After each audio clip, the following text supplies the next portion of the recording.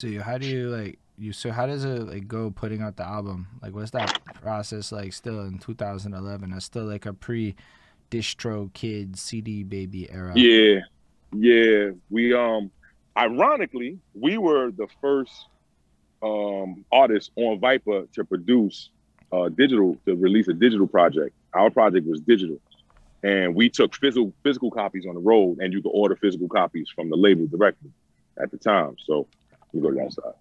So we were literally we were literally ahead of the game with that one, and that was that was part of the reason why we did the promo strategy that we did, where we released the entire teaser project of brand new music, but it was, you know, mixtape, but it was a teaser project, all free music. We put out like 7 videos. You know, who puts out 7 videos on an independent project? We put out 7 videos for our shit. You know what I'm saying? Yeah. And right now, if you look at our joints, we were filming in 4K back then. You know what I'm saying? We were filming in 4K back in 2011. So our shit, if you go to go to Napalm right now, go to Cuff the Fist right now, you'll look at that and be like, y'all didn't shoot this 10 years ago. Like, yeah, we did. Like, that's how much effort and time Hold up. Blood, sweat, and You gotta tears. stop for a second there and tell us how you be up on 4K and filming in 4K and music. How you be up on that in 2011? I don't even know what a K was back then. I knew it. Maybe It was 720 was. It was our director. All props to our director, Mark C. Like, go to any of the videos on the Circles channel, you'll see Mark C. He's the director of all of them. Napalm, Cup the Fist, Smack, Going Crazy. He right now he's an audio visual professor at SUNY College upstate. Professor. So he does it. He told us schooled. He's like, trust me, bro. He's like, he told us back then, when the TVs catch up to this, your videos are gonna look crazy. Yo. You know what I'm saying? So in 2011, all our videos are 4K, yo. What's his name again? Mark C? Mark Karen Ceja. It's CARRENCEJA. Shouts to him, yo. May I just say, Goodtime Slim? Blessings to him. As a geeky person myself, of all the flexes I've heard, that's one of the best flexes I've heard, because it ain't even mine. It's Mark's. Yeah, but you agreed to work with him. You found the man's. You know what I mean? Like, you get to share it. You know what? I can't even take that. Let me give some shine to my brother Hassan Salam, because Hassan Salam worked with him on his Angel Dust video, and that's where I met him at. So Hassan was actually the one that introduced us to Mark. Okay. Ready? But fellas, I'm actually about to start driving. We about to get out of here. How long you gonna be going on, man? Nah, I mean, we already went for a solid minute. You know what I mean? Okay. Like, all right. Like, you gotta go. Like totally understandable. Yeah, man. I mean, it's like you give thank us you for your time. And 40, an hour and a half easy, man. Like, that's like it's a good. Man. We appreciate you. Man, appreciate y'all, man. Like, I'm down to do this. We could run this back next week, tomorrow, whenever. Let's go. I want to finish my story. I'm talking. Definitely big facts. Big facts. But that's a good, we got a part 2. We got a part 2 to do. Yeah, it's really important, I think, to give that a little suspense, but also the fact that you drop so much knowledge in that is so, to me, like, anybody listening to this got tips on how to be better at what they do, in my opinion, if they were really paying attention. And for that, like, that's just amazing. It's just like you said, each one teach one. And I fucks with that wait philosophy. A minute. You sure you gonna drive? All right. Actually, I don't have to drive. We can kick it. Until the signal. We in Jersey. Until the signal drop, we can roll. We can rock. So what's it like to put out the album at that point with the digital release still? Oh man, it was beautiful. At that point we had already been on tour nationally a couple of times. Tech actually took us abroad. Damn, you know what? I'm sorry, bro. I'm gonna interrupt you right there, because I'm curious. You know what I mean? Like, what was it like your first time going on a national tour across the United States of America? Bro. And like, was that your first time leaving the city and going on the road like that, or leaving the East Coast? First time leaving the East Coast. Leaving the East Coast. So you had already traveled up and down the East Coast, but you still hadn't visited those middle states in the South, deep South, like that. And so, what was it? What was it like? Yeah.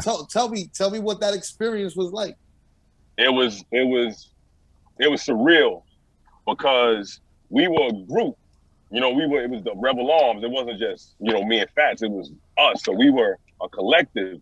And you know now, mind you, I'm super duper heavyweight Wu-Tang fan. So we actually doing Rock the Bells and we bumping heads with Wu sometimes. Well, not bumping heads, but, you know, bumping into them at shows. Oh, shit, they go Math, they go Deck, Jizza, oh, snap. Sitting down and having, at Rock the Bells lunchtime, sitting next to Ghostface and Capadonna, like, eating, you know, with my laminate on. So it's surreal. You're seeing all of this stuff. Like, it's crazy because you're able to be on stage and see the people out there, but you're still able to get off stage and be a fan because you're a fan of everybody that you're performing with at some of these big festivals. Now you're going out of town and you recognized by people, like you're doing a show in a West Bubblechester, Middle America, and they know your lyrics down there. What? How you know my lyrics out here? Oh, wow. That's when it starts hitting you like, oh man, I'm a rapper for real? That's when it's like, oh, I'm a rapper. I'm really doing it. Now I quit my job and all that shit. Quit my job, went on tour for months, ate off of music for years. Like, it was the life, bro. It was the life. That's dope. That's dope. On the indie tip. You know what I'm saying? Indie tip, yo. Not having to compromise what you want to say, how you. Now, mind you, I told you, they already told me, shave this, sound like this, put this on. Yo, Dutch, you know how we was giving it up. Yo, fatigued out. Fatigued out. Bandanas on, Tim's on, fatigues on. I know. I already know how the family rocks. You know what I mean? Like, so we was able to do it our way and do what we wanted. So, you know, that shit was beautiful, man. That shit was beautiful. Yeah, that's serious. So, like, what are some of the, culturally speaking, what's it like to, like, go to all these places, though, right? Because there's one thing to just do, like, the show side, but now you're, like, outside and you're just seeing, like, completely different worlds. Oh, man. It teaches you something because, you know, obviously you're going to have, everything's not going to be rosy all the time. So you're going to have certain dust-ups and certain incidents with people, interactions with fans and stuff like that. But it teaches you that music is definitely the great unifier because you look out at a crowd, especially at Technique shows. The Technique guy, his crowd, his fan base is diverse as hell. So you looking out and seeing black, white, and every shade in between, you know what I'm saying? Oh, what we fighting for? That's what you start seeing after show, city after city, state after state, country after country. Like, yo, what we fighting for, bro? What we fighting for? Yeah. So that's what you see. Like, oh, we are different, but at our core, there's certain things that we can use to be more together. And that's what I pull from all that shit. Yes. That's beautiful. That's incredible. Yo, man, can I give y'all this view real quick, bro? Yeah. Give us the view. Yeah. Like that didn't work, and you got turn around the camera one more time. Say what? There we go. Can y'all see that? Can y'all see the Freedom Tower in the distance? Wow. Yep. That's the drive-in in New York City, baby. Yeah. Oh, that's so cool. Y'all. I mean, that's real cool. I've never seen that view before, like that perspective. Yeah. Just being in the car. Yeah, that's like thing. I grew up with that view all the time. But like that's why I said it to you. Ain't that inspiration, bro? Seeing that? Yeah. Man, I want to go to New York real bad. It's a big. Pull up, yo. We got you. Pull up. Yeah, absolutely. Nah, I booked. Yeah, you don't even know. Like, come on, like you've been getting a bunch of. I took a week off in November, so it's likely I'm gonna try to like line that up. It's my birthday week, so I'm gonna try to line it up for like a week down. That's viable. Not book anything. Just come down, you know. Not book anything, interview, none of content, fuck that, and just go down for like a week. I could probably pull I got a red carpet for you. You know what I mean? And I'm right there, and I'm holding the red velvet rope. I appreciate you know that. You know what I mean? Nah, I mean, for me, it's like, it's a priority. Now that the fucking border situation's not the same, we're loosier a little bit, we can start planning some shit out, you know? Yeah. But nah, that's really cool. I appreciate the view, for real.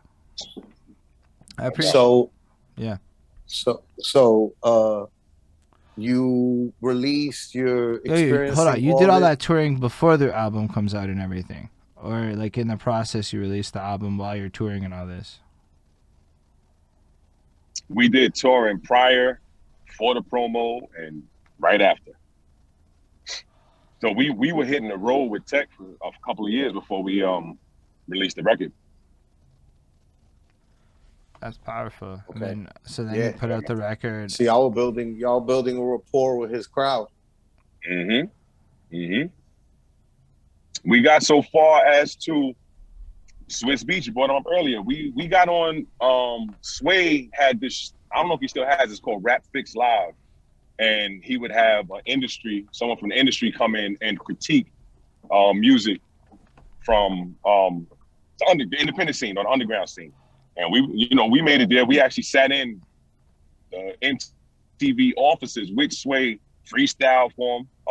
Shout out to Shaheem Reed. He hooked that up. So like we got so far as like MTV was checking us out, bro. Like they would consider putting a couple of our videos in rotation. So we got that far as the mainstream goes. Yeah. Yo, that's like the first time I've had somebody even say the words to me that they got to a place where MTV's considering to put their videos in rotation. Just in terms of like, that's fucking really cool. Like, I didn't even realize, like, it's one of those things you don't think about a process for or anything until somebody says it to you, for how, like, little I thought about it. That's amazing, man. And your music's incredible, so it makes sense to me. Like honestly, I was listening to it. Thank you, man. Appreciate it. And I'm like, yo, if this had landed on my lap at that time when it came out, I would have eaten that shit up real quick. Like, that's exactly what the fuck I was into in 2011. Appreciate that. Not to say that I'm not into it now, but like in that era, man, oh my fucking gosh, that was it. All right. Nah, it's dope. Well, I believe that certain sounds have a time. They have a time. Like sometimes it passes and sometimes it comes back. You know, we just tried to make something that would, if it wasn't timeless, at least it represented the time properly. Yes, I understand what you're saying. Absolutely agree. And from a content perspective, it holds up. Because that's another part of it. Sometimes the content doesn't make sense 10, 11 years later. I was like, yo, I can listen to this. It's got a fucking vibe to it. Are you able to touch on any of the things you are up to now that are, like, nifty that you could, like, share with us as we, like... Absolutely. And I'm going to make this one brief because we're about to approach the tunnel. Right, right now, currently... I'm appearing on the Easy Mo B and Big D project. I'm on a couple of songs there. I'm appearing as a character on New York Minute, the web series, Littyy's web series. I'm a recurring character on that show. So definitely check that out. Go on YouTube, New York Minute. That's Littyy's show. It's like a crime drama. So I'm about to go right now. That actually sounds like fucking, like, what is the word? It's dope. Nah. It's dope. It's dope. I make my first appearance in the season 2 season finale. Season 2 season finale. I'm in the season finale. So we already shot a few scenes for the season 3 coming up. So I'm in a bunch of those. I got that. I'm doing this. Rebel Army runs with Technique and the crew. Like we spoke about earlier. And I definitely got some new music coming out, but we're going to talk about that. We talk about that in part 2. Fucking love it, man. Yeah, I just want to say thank you for coming through. And, thank you for just, like, sharing your story and also living the life you lived, right? Like, it's pretty amazing. Your accolades are very, like, worthy of flowers and such. And just the fact that it culminates, it culminates to an interview full of you literally being altruistic. Not even like hyperbolically. Exactly. Yeah, like nobody, is that not like, the ultimate symbol of this shit? That was word. It's really cool. Like everybody, like there's been like a couple different, like a lot of the interviews are like people just chilling at home, right? But then there's been like some on the go and some, you know, out and about and shit, you know. But like this is the first one where like you're like, you know, doing something to like help other people and shit, you know. So it's not like you're just, you know, out and about. You're out and about, you know, trying to help the people. So like trying to help a little bit, yo. That's quite, awesome. Like, literally doing that shit. It's pretty. So just thanks everyone for watching. We appreciate you all being here. For real. Shout out end of the week for everything that they do because they're fucking amazing. Fucking make sure to follow them /EOWTV on all the stuff, EOW.com, all that freaking good stuff. Super amazing. Appreciate all of you in the future that are watching this and all that good stuff. Live long and prosper, everyone.